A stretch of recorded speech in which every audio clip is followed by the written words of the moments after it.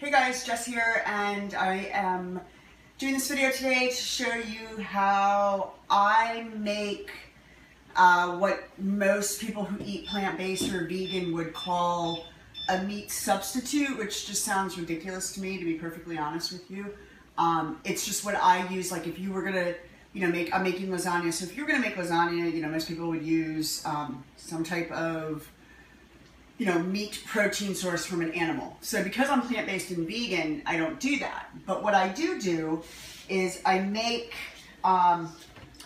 this is a combination of how I usually go about doing things. Today I used adzuki beans, black beans, fresh garlic, a red pepper. I used a tablespoon of minced onion and a tablespoon of sweet basil, and then I used 2 flax meal eggs, and flax meal eggs are a tablespoon of flax meal to 3 tablespoons of water. That's my flax meal egg, so I use that. And the flax meal acts as a binding agent, right? So then what I do is I just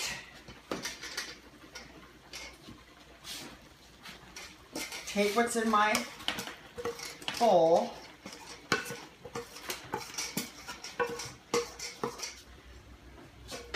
and I wash my hands a lot when I cook, and I use my hands a lot when I cook, so don't be freaked out, okay? And I pat this down onto a lined baking sheet.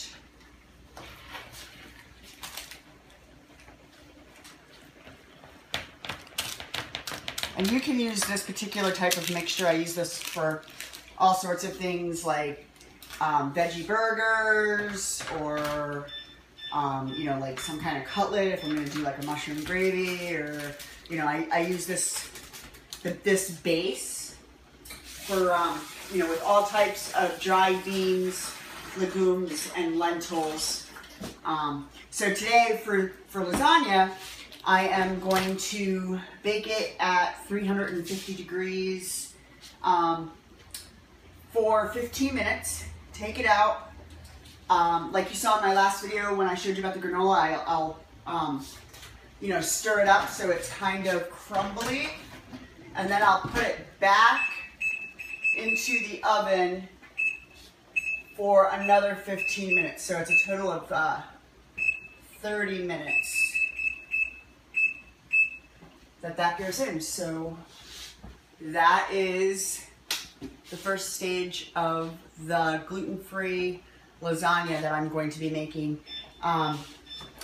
This is the sauce, which is, I'm going a little, I'm cheating a little bit today. I'm just using Your Glen's organic diced fire roasted tomatoes. I'm just using the can.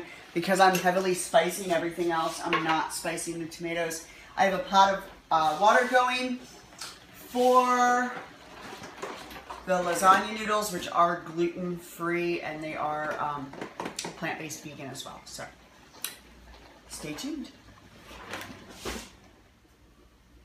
So in the meantime, while the bean mixture is baking in the oven, what I'm going to do is I'm going to come over to my food processor. I have in here 2 cups of cashews that were previously soaked for about an hour. You always want to soak whatever, walnut, pecan, cashew, almond prior to using it, and then rinse it. And so in here is 2 cups of cashews, 1 cup of filtered water.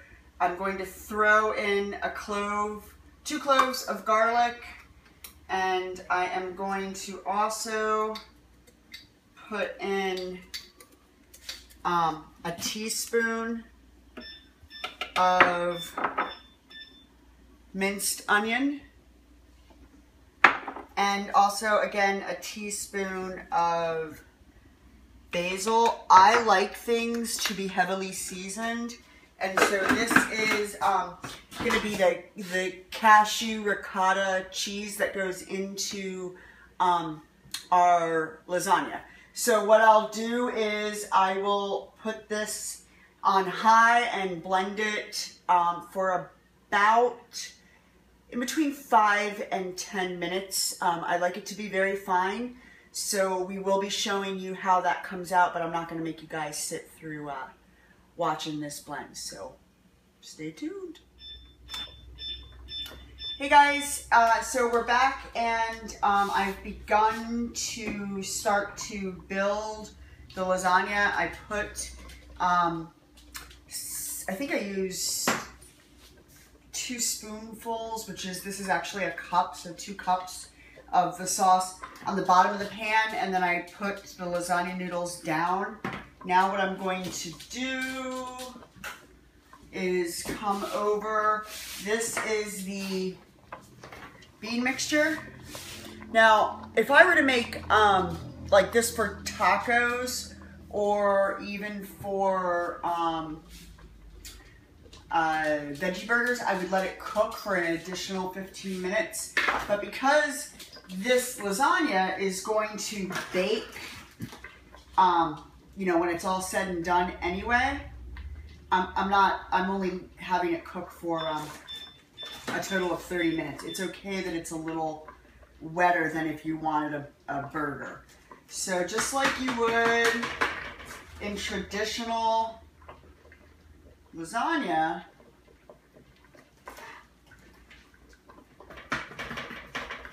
you spread it out onto your noodles. And again, you know, this is all subject to your own taste. This is just a guide of what I do. Remember, I had done the ricotta cashew cream, so this is what it comes out to look like. And I did probably, you know, blend it in my food processor for 10 minutes. And I did add a teaspoon of Himalayan salt. That just brings out the flavor. So you're going to, just like you do traditional lasagna, you build your layers.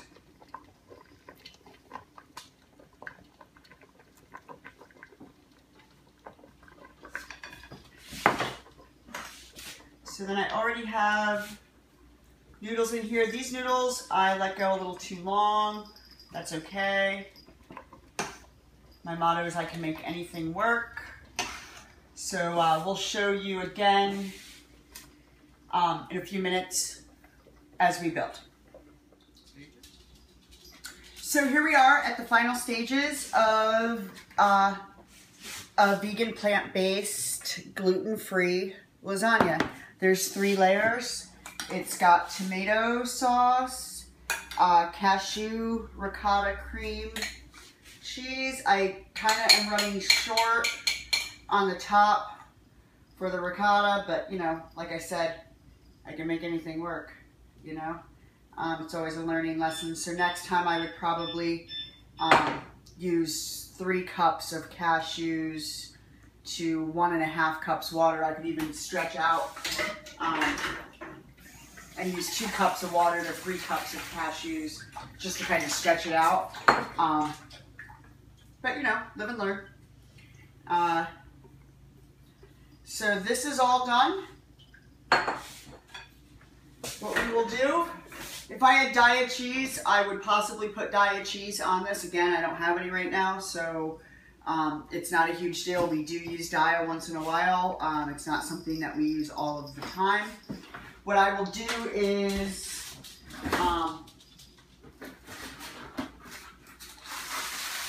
cover this so it cooks for probably about 30 minutes. So it steams, because I just parboiled the noodles, so they do have to cook a little bit more. So this will help that to steam. And then I'll take it off probably like the last 15 minutes. It's at 350. And then, you know, right before, like the last 15 minutes that cooks, excuse me, I already have my green and yellow beans in the pan. They've already been washed and the ends taken off. I'll throw in a teaspoon of coconut oil in here with some Himalayan salt and some pepper. And stay tuned for you to see us plate our meal. Hey guys, and so the lasagna is done, and I'm just cutting it, and as you can see,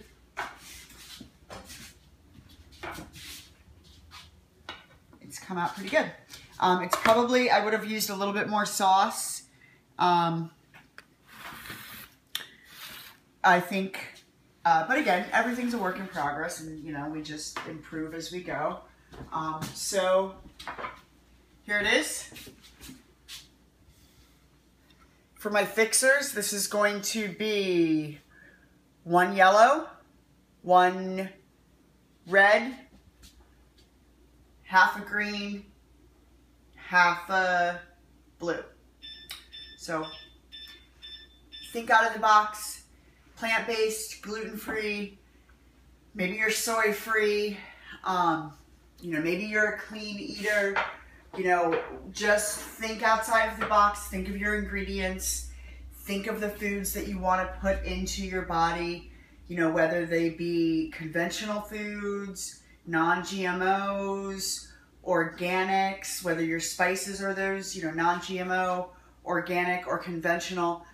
Just think about what you're doing and try to lean towards more whole foods.